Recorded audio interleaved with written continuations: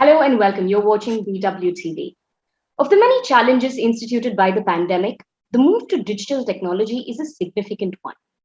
And it's not significant only because now our operations are from work from anywhere, but it's also important because it determines how strong our cybersecurity is. Is our data safe? How are we managing our data?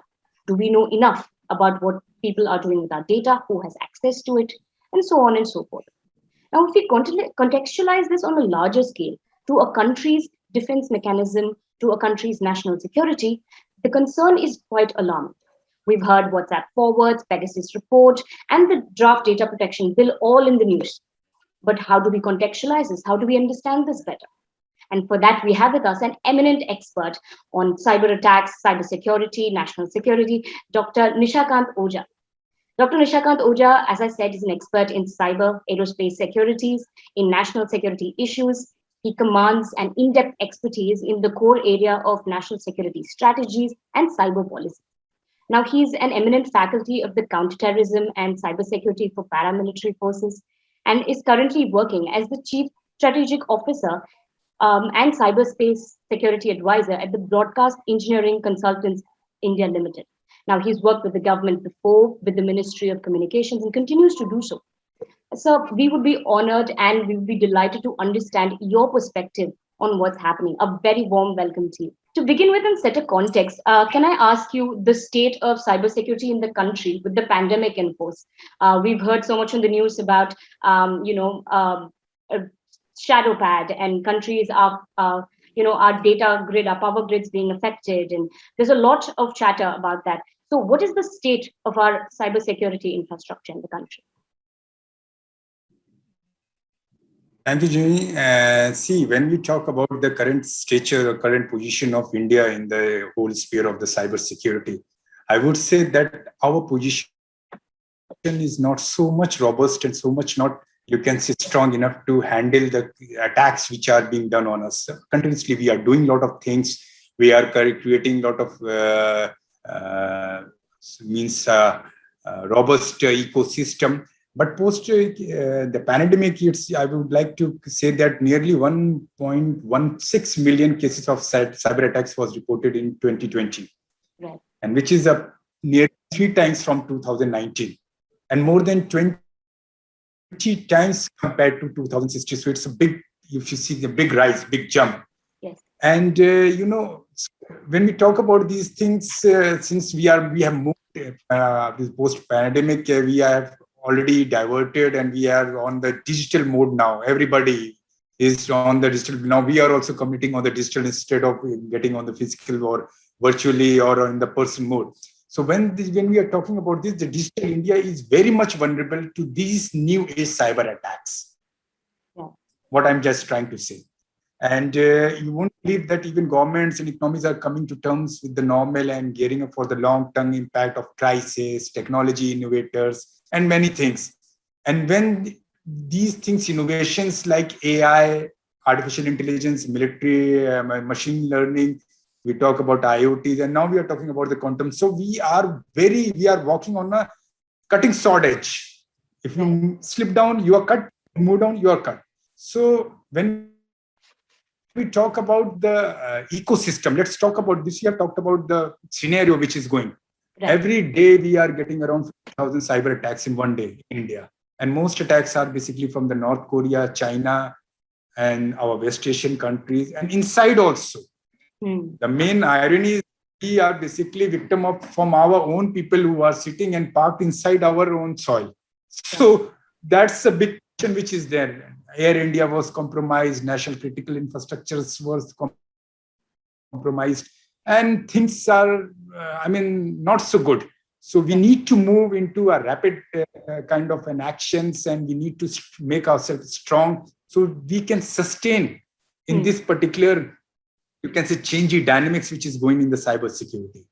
Right. So this is a thing which is there, and I'm telling you, 37% rise I am seeing every quarterly. It is increasing in the cyber attacks. 37. So our economy is also, and it is because, see, when the reasons are not so precise or something that we can, okay, this is happening because of this, but there are outdated systems. We are not immune to adopt the new technologies. And now things are moving towards the AI, ML, IoT, and quantum. So things are moving in a different shape.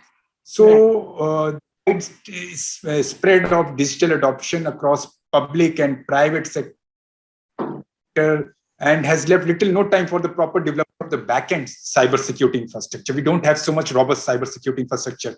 I have been talking to the government to cyber war room for the defense. As of now, they will have even the cyber war room. And the most important thing I just wanted to inverted commas is the limited understanding about the cybersecurity. When you talk about cybersecurity, it's not just a credit card hack or your money goes from your saving accounts. It's something which is beyond that, macro level. We are talking something to dislocate the satellite. We are talking about how to turn around the missile from one place to the another. We are talking how to hack the jets and everything. So critical infrastructure, if we hack the power sector, entire your economy is jolted. So, sir, this brings me on to my next question as to what are the pillars of a robust cybersecurity infrastructure. You've mentioned cyber war rooms are one thing that should be there. So what other thing? Is it investment on cyber talent? What are the basic pillars according to you, sir? See, I just wanted to tell you very frankly, because I had been advising the government here, the different cyber agencies here, and I have been the defense advisor for the West Asian countries also, when we talk about the countries which are badly affected by the terrorist activities and all those things. What I have found here in India, we are working on the most of the defensive mode. We don't have something which we work on the offensive. It's something which we need to have, like we need to have a kind of security operations centers which is capable of handling the social engineering and the phishing attacks, then attacks using emerging technologies. Then we are not able to read the characteristic of the malwares or some kind of viruses which is entering into our geospecific. So data breach, malware, ransomware, cloud vulnerabilities are there. There are a lot of things. So I cannot tell you, okay, you do this and you do cybersecurity. It's an ongoing process. But it's something like that. Nobody is protected. Everybody is protected. Nobody can secure you. None of the devices, none of the software can, if they say, okay, you just get it installed in your system or in your network, you will be cyber secure. No, it cannot be. Right. It's just a kind of ecosystem which basically helps you to read the nature of the information. That's all. So data breach is there. A lot of things are there. I mean, which is going on. But only thing is that I told you earlier also that we are confused by the word cybersecurity in inverted commas. When we talk about, I have many lectures. When we talk about the cybersecurity in India, oh, my money has gone, my credit card has gone, oh, this happening. We are not talking about macro level. What will happen if your power grid is hacked, if your entire system is hacked, or your SCADA is hacked, you're gone. If your power system is off for 15 minutes, you see the economy will get jolted. True. Your economy will be. So this is something. I just want to give you an example. Say the example of North Korea. So when we talk about the North Korea, their economy is running on this kind of cyber attacks. So basically, the cyber attacks which they do, and if they are able to fetch 1 pesos or 1 paisa also, and you see from one cyber attacks, and they keep on doing these cyber attacks to different parts of the country. So see how much money they are getting in one day. So their economy is running on that particular hacking. So this is something which is alarming, and we need to be very cautious. We can create secure network. We can have a sophisticated equipments, but unless we are not aware what we have to do, nothing, no machine can help. No device, no software can help you. And that's the reason. I take many lectures, people are not aware. I have seen many Jawans who are on the border areas. They are using WhatsApp, they are using Facebook. Why there is a need? Because it's not like that you do not use, but you need to secure your network so that nobody get inside. Right. So this is something which is going on. Right. So, we should firstly be aware of the depth of the macro level implications of a cybersecurity risk, and also it's not just about having a VPN or a double VPN, but understanding what we are enabling possibly. So, this also wants me to take this discussion to another line of drones and surveillance technology.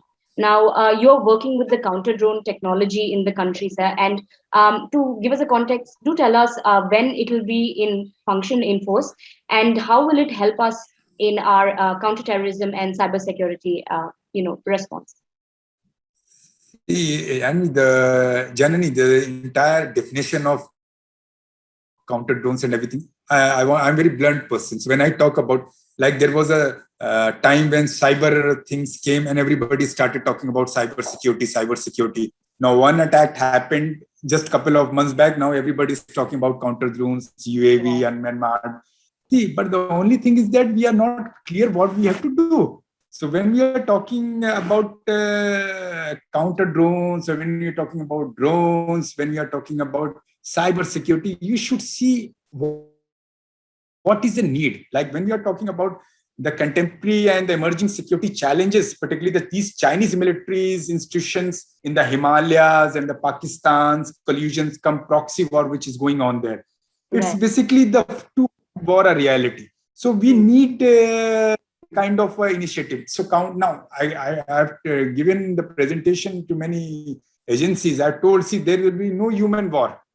There will be a war of machines, whether it is a cyber, whether it is in UAV. They are all working on IPs. They are all working on the frequencies. They are basically command. They are having a command center from there operating.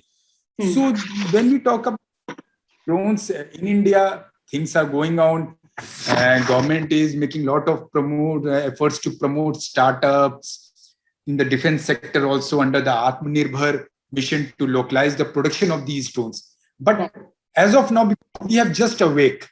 We just woke up a couple of months back. Okay, we need this. So you cannot do everything under Atmanirbhar. Now, there is a myth of Atmanirbhar. When we talk about the Atmanirbhar, it's not like that you start manufacturing from sensors to the case to the quadrupler, everything from your end. You cannot do that just in 1 month. So we have to work on the concept of transfer of technology. We need to become a good system integrator. So we can have a kind of system, we can borrow the technologies, we can incorporate our people, we can do indigenization, we can do reverse intelligence, and we can manufacture those things. For this, we are already doing. And recently, as of me, we tied up with couples of, you can say, foreign universities who are basically have got the domain expertise in creating the UAV and UAVs, which are having the payloads of something around 500 kg they can carry, and they can fly up to around 50,000. And they can, and the endurance something around, they can remain in the orbit for 4 to 5 days. So this is something, but only thing is that when we are talking about this, you have to see the other part, our neighbors. Mr. China is there. So China is also not so much backed. What we are doing right now, they have already done. So like, yes, so just wanted, RC has developed and they have invested a lot of money from last 15 years on this particular project, the People Republic of China. So they are making progress, implementing major structural reform, building modern indigenization system, building readiness, strengthening the competency and everything. We, as of India, I just want to say, yes, we have got the capability, but now the time is very less. If we start from zero, it will never be. We have to come, we have to show, unless India stand up on the world, no one will respect us and no one will be able to fear from us. We need, we are doing, and we are working with a couple of foreign universities. We are working with a couple of foreign scientists, and we are in due course of time, say in another 6-7 months, we'll be able to demonstrate. My whole emphasis is under the Atmanirbhar. I want to fulfill the objective of PM Modi. I don't want to give him a false imagination. Okay, no, Atmanirbhar is something we are just doing white labeling. No, we are not the believer of white claiming. We will get it developed here in India, and these drones or counter drones will be at par with the Israelis, which they are providing us. You see, we are totally dependent on these countries. They are supplying all these equipment. That day attack happened, and we immediately just ran here and there to buy the counter drones, since we have got the technology here. So, frankly speaking, 90% plus drones in the world are integrated by hobbyists and from the commercial off the shelf, so-called item. So they are no tailor-made solution which is available. Every company is going and saying, okay, I've got, whether they have the capability or not, but they say, I can design this UAV, I can design blah, blah, blah, I can do. I'm talking about 2 kilometers. They say, don't worry, we will give you 40 kilometers. It's unbelievable. They can't do. I'm a scientist, I know. So we should believe in the reality. And the range, maximum, the problem is the challenges which we are working on for the drones operations. There are, if somebody asks me, you buy these drones and your objective will reflect, I don't think so. So does it mean there is no solution? It is, there is a solution. But contrary, you have to identify what things, like we are working on the commercial drones, they are good for the supply chain, they are good for the farmers. But when we are talking about the UAV, we need a certain kind of male UAV which can fly and hit targets, self-title drones also. So we need to understand basically what is our requirement. Now, you know, drones are basically amalgamated with the GPS and they are working through the satellite. If we are able to block the frequency also, they have got the backend connectivity to the satellites and the GPS. So we need to counter those things also. When there is plus, there is minus. So we need to work together with on this. If you're manufacturing the counter drones, you need to work on the counter drones parallelly. As of now, so we have to become a system integrator, but we have to involve ourselves in all kind of activities so that our reverse intelligence can be done, and we can, in due course of time, we can start manufacturing those things within India. That's the real meaning of Atmanirbhar. Atmanirbhar doesn't mean that by the Israelis and or by this, by A, B, and C, just put and say made in India because we are in India. So that's something which is we need to work on that. Right. Yes. You've answered most of my questions. So now I'm tapering to my last question, which is along the lines of domestic drone technology and what are we doing on the home front.